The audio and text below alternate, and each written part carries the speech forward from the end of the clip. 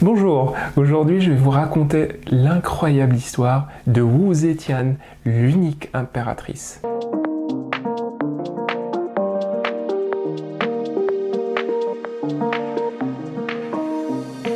Née en l'an 625, Wu Zhao était une fille de duc. Comme elle était incroyablement belle, elle fut envoyée au harem de l'empereur qui se nommait Tong Dezong dès l'âge de 12 ans.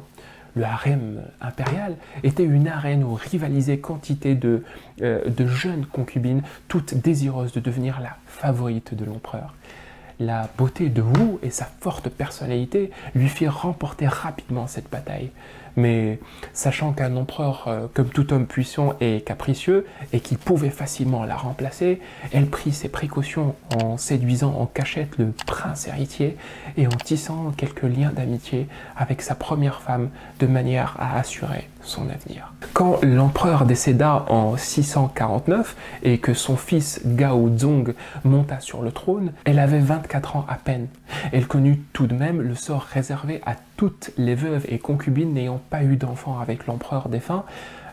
Selon la tradition, elle eut le crâne rasé et elle fut envoyée dans un couvent pour y passer le reste de sa vie.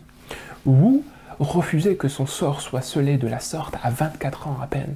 Elle savait que le jeune empereur avait un faible pour elle, mais cela était loin d'être suffisant pour la faire revenir dans le harem royal. C'était même une mission impossible, car étant une ancienne concubine de l'empereur décédé, son fils ne saurait en faire la sienne sans commettre l'inceste. Que faire donc? Faisons les choses étape par étape, se dit Wu.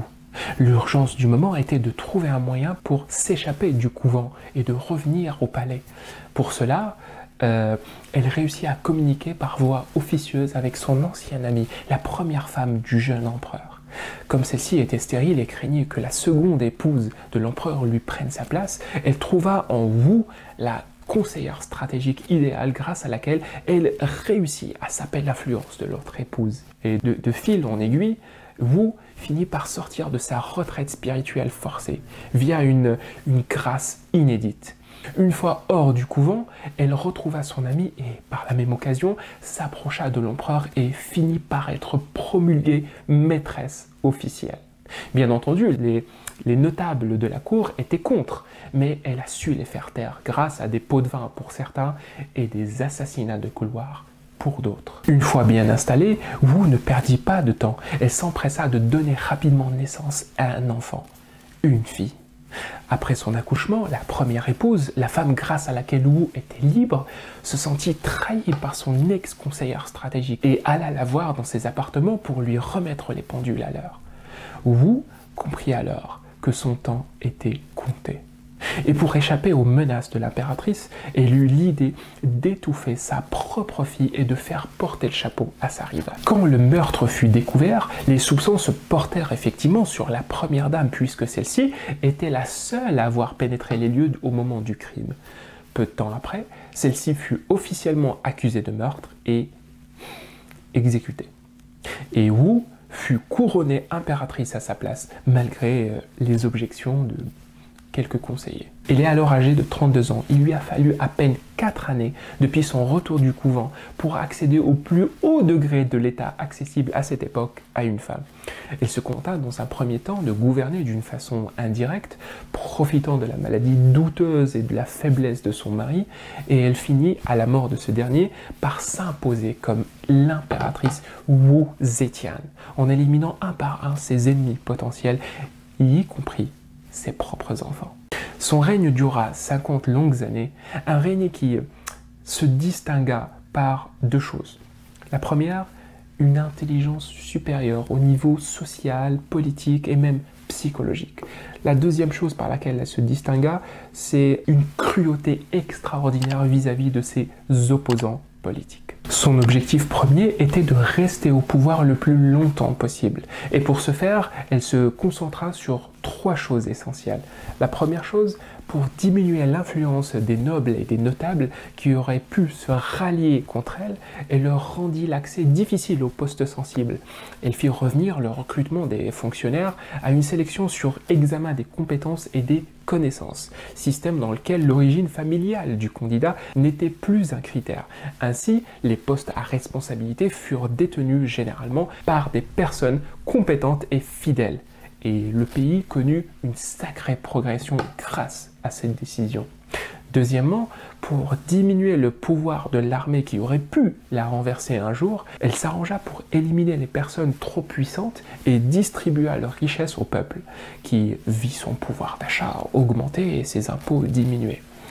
Troisièmement, pour détecter plus facilement ses opposants, elle favorisa une plus libre expression des critiques et interdit publiquement toute persécution sur la base d'un point de vue quelconque. Elle s'arrangea ensuite soit à soudoyer les personnes représentant un danger pour elle, soit à les faire disparaître. En 688, elle s'autoproclama la descendante divine de Bouddha, et par la même occasion, elle réussit à se faire nommer Sainte Mère et Empereur divin. Elle devint ainsi non seulement la première et la seule impératrice de sexe féminin de toute l'histoire de la Chine, mais elle réussit même à fonder sa propre dynastie. En 704, elle tomba malade. Étant dans l'incapacité de voir ses ministres, Zhang Jian, son premier ministre, mena une rébellion contre elle en 705, l'obligeant à abdiquer le 22 février et à se retirer.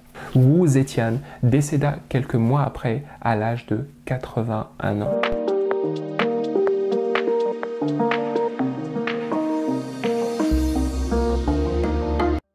Premier point d'analyse, pour avoir une destinée incroyable et réussir à réaliser des objectifs hors du commun, il ne suffit pas d'envier les autres. Il faut faire preuve plutôt d'une détermination extraordinaire. Qui d'entre nous n'a pas déjà souhaité, à un moment ou à un autre de sa vie, être à la place de quelqu'un d'autre, qui est plus beau, plus fort, plus riche, plus chanceux? Et qui d'entre nous n'a pas déjà envié en secret un proche, un ami, un collègue de travail pour avoir un compte bancaire plus garni, un foyer plus stable, des enfants plus polis, un travail plus gratifiant, etc.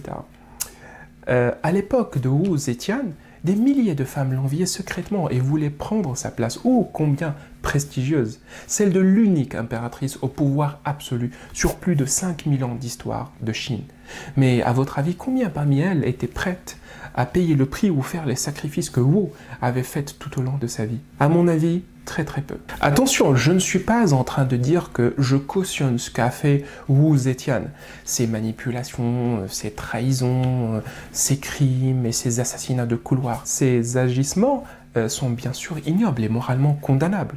Le prix de son succès était le sang qu'elle avait sur les mains. Là où je veux en venir, c'est que ce que nous souhaitons parfois n'est pas d'être à la place de l'autre, mais juste prendre gratuitement la partie visible et agréable de sa vie, qui nous fascine tant, sans nous encombrer et même sans chercher à voir tous les problèmes, les tracas qui vont avec. Et parfois, sans voir le sang que cette personne peut potentiellement avoir sur les mains d'une façon directe ou indirecte. Par exemple, tout le monde de nos jours veut devenir millionnaire ou milliardaire. Mais savez-vous ce que font beaucoup, voire la majorité des gens pour réussir à le devenir ou à le rester? Je vais vous citer quelques exemples. Vol d'idées, concurrence déloyale, évasion fiscale, manipulation de bourse, rachat agressif d'entreprises. Ça s'appelle le monde du business. Et ce degré de business cause au passage le chômage et l'appauvrissement des centaines de milliers de personnes au nom du capitalisme et de la liberté commerciale. En résumé, ce que je retiens de cette histoire, c'est que ça ne sert à rien d'envier une personne pour ce qu'elle est ou pour ce qu'elle a. Il faut plutôt s'en inspirer pour connaître le chemin parcouru, les erreurs commises et voir si le prix qui a été payé pour atteindre le succès correspond à ma morale et à mes valeurs. Deuxième point d'analyse, aucun problème n'est insoluble et aucun obstacle n'est infranchissable face à une vraie détermination. Notez que dans cette histoire, à 32 ans seulement, Wu avait réussi à franchir 3 énormes obstacles presque impossibles à franchir, surtout à son époque. Le premier obstacle, sortir d'un couvent dont aucune femme n'est sortie avant elle. Deuxième obstacle, rejoindre le harem royal malgré la dimension incestueuse de la chose. Troisième obstacle, devenir la femme officielle de l'empereur malgré que celui-ci avait plusieurs avant elle. Dans ma vie de tous les jours, je constate que certaines personnes que je croise, des amis, des clients, des collègues de travail, etc., perdent espoir trop facilement et croient avoir la situation la plus dramatique et la plus désespérée du monde. Au lieu de chercher des solutions pour s'en sortir dans leur vie, beaucoup d'entre elles vont attendre gentiment que la solution miracle leur tombe dessus, comme par magie. Et en attendant, elles vont tout faire pour gagner le trophée de l'homme ou de la femme la plus malheureuse au monde. Et pour ce faire, elles vont commencer par se plaindre. Comme se plaindre est généralement plus facile que réfléchir à une solution intelligente, ces personnes vont passer leur temps à pointer du doigt un destin trop cruel, une malchance omniprésente, un concours de circonstances, et aussi comme critiquer est plus facile que bouger, ces personnes vont commencer petit à petit à critiquer ce que font les autres, surtout ceux qui avancent sur le chemin de la réussite, et critiquer même ceux qui veulent les aider, en refusant ou en sabotant par exemple systématiquement toute solution proposée. Ce que je retiens au final, c'est que la majorité des gens qui ont réussi, soit à résoudre un problème, soit à franchir un obstacle ou soit toute autre forme de réussite, ne sont généralement pas plus intelligents que la moyenne, ni plus talentueux, ni plus forts, ni même plus chanceux. Ils sont juste plus déterminés que les autres. Et face à leur détermination, aucun problème ne reste insoluble et aucun obstacle ne reste infranchissable. Troisième point d'analyse, toute personne qui mène des actions positives envers vous ne vous veut pas forcément du bien. Malheureusement, dans la vie de tous les jours, beaucoup de personnes ont tendance à faire confiance trop rapidement à des personnes toxiques ou manipulatrices. En apparence, celles-ci semblent généreuses et gentilles. Elles affichent patte blanche au début, avant de montrer leur véritable visage par la suite, lorsqu'elles passent à l'acte et font payer les pots cassés à leurs victimes qui ne peuvent que passer à la caisse et assumer leur manque de vigilance. Je vais vous donner quelques exemples. Des centaines de personnes chaque jour misent sur le mauvais partenaire et pensent vivre le véritable amour pour finalement découvrir que leur conjoint se sert d'eux pour atteindre un objectif visé. Et il y a aussi des milliers de gens qui s'engagent professionnellement parlant pendant des décennies avec des entreprises généreuses avant d'être licenciés et remerciés d'une façon très scandaleuse, une fois devenus vieux ou pas assez rentables, etc. À titre personnel, je trouve que l'histoire de Wu est un exemple vivant qu'il ne faut pas accorder une confiance aveugle à une personne potentiellement non sincère, juste parce que celle-ci a mené à un moment ou à un autre une action positive. Car celle-ci peut l'avoir fait pour des mauvaises raisons. En voici deux. Première raison, soit elle se sert de sa victime comme moyen pour atteindre un objectif donné, comme Wu qui s'est servi de la femme de l'empereur pour obtenir une grâce exceptionnelle et sortir du couvent. Mais une fois son objectif atteint, elle n'a pas hésité à s'en débarrasser. Deuxièmement, soit elle vise autre chose qui n'a rien à voir avec sa victime et qu'elle veut juste faire d'une pierre deux coups. Rappelez-vous de ce qu'a fait Wu une fois au pouvoir avec les notables de son époque qui auraient pu se rallier contre elle. En faisant revenir le recrutement des fonctionnaires à une sélection sur examen des compétences, elle leur rendit l'accès difficile aux postes sensibles. Wu voulait avant tout sécuriser son trône, mais elle a réussi à faire d'une pierre deux coups. Elle a été glorifiée par son peuple, car en donnant les postes à responsabilité à des personnes compétentes et reconnaissantes, elle a grandement facilité la vie de millions de Chinois de son époque. En résumé, ce que je retiens de cette histoire, c'est d'être toujours mesuré dans mes jugements. Garder un regard positif vis-à-vis des intentions des autres, mais en même temps, prendre le temps de l'analyse et de la réflexion, et ne pas s'exciter face à toute action positive inhabituelle venant d'autrui. Voilà, nous arrivons à la fin de cette analyse, et je vous remercie de m'avoir suivi.